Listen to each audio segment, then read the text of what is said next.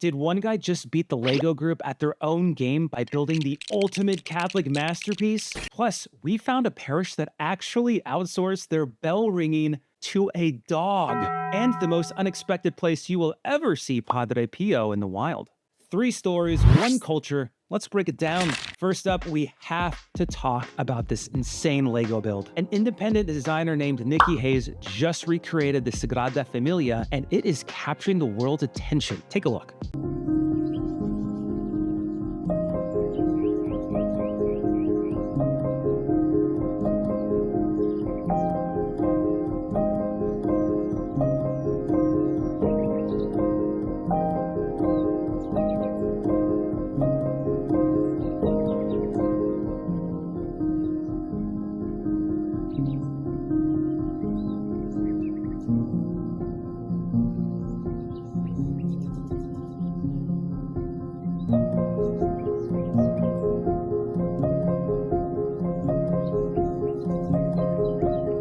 But the timing is kind of the funny part here, because rumor has it the official Lego group is about to launch their own massive set this July. And it is clocking in at exactly 12,006 pieces. Just to put that into perspective, though, the massive Lego Titanic is around 9,000 pieces. Spending a year to build a cathedral out of plastic bricks is the most authentic Sagrada Familia experience you could probably ever have. Antoni Gaudi started building the real church back in 1882, and it is still being worked on. So taking 18 months to snap these tiny little Lego bricks together feels historically accurate. What Catholic landmark would you want to build out of Legos? Let me know. From master builders to man's best friend, we've seen a lot of dog videos, from dogs painting Jesus to dogs praying the rosary with their owners. And now, over in Crete, Greece, this little guy has taken on a full-time parish ministry.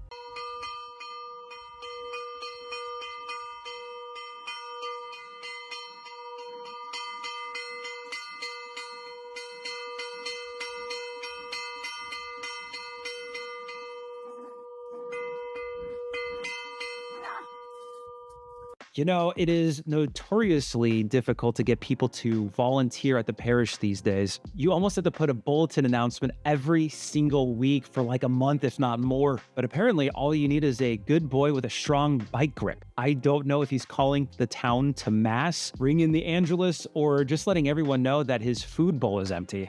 But either way, somebody needs to get him a dog collar that says Head Sacristan. Finally, let's talk about a Padre Pio spotting in the wild. Usually when you're driving down the interstate, you see bumper stickers of stick families, funny quotes, and sometimes aggressive political hot takes. But check out the back of this 18-wheeler. Acusado pela ex-Cleomaiona de não dar mais importância para o filho. Aí, Carlos!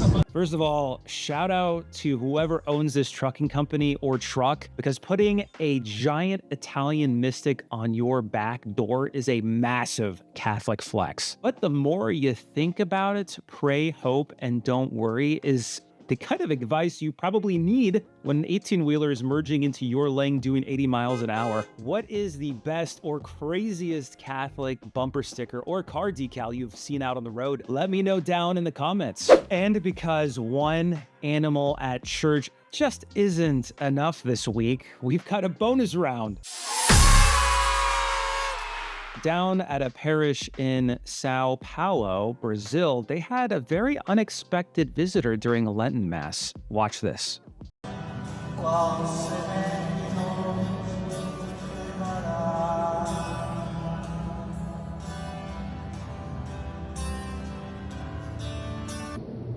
Na verdade, ó Pai, vós sois santo e fonte de toda a santidade. Santificai, pois, estes dons, derramando sobre eles o vosso Espírito, a fim de que se torne para nós o corpo e o sangue de nosso Senhor Jesus Cristo. Enviai o vosso Espírito Santo.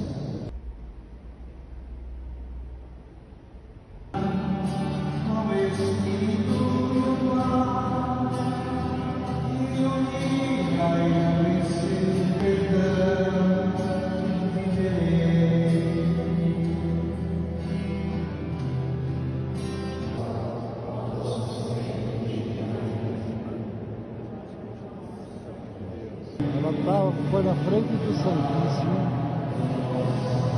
Naturally, Catholic social media went crazy over this, with people calling it a divine visitation symbolizing the Holy Spirit. Honestly, if I'm that priest, I'm feeling pretty good about how my homily went. That's it for this week's Cultural Quick Hits. If you have any wild Catholic moments you would like to share, we would love to feature them. Send us an email with your clips to grnsocial@grnsite.com. And if you want more stories that highlight the good, the wild, and the faithful side of our Christian culture, make sure to hit that subscribe button. Stay sharp, stay faithful. We'll see you next Thursday.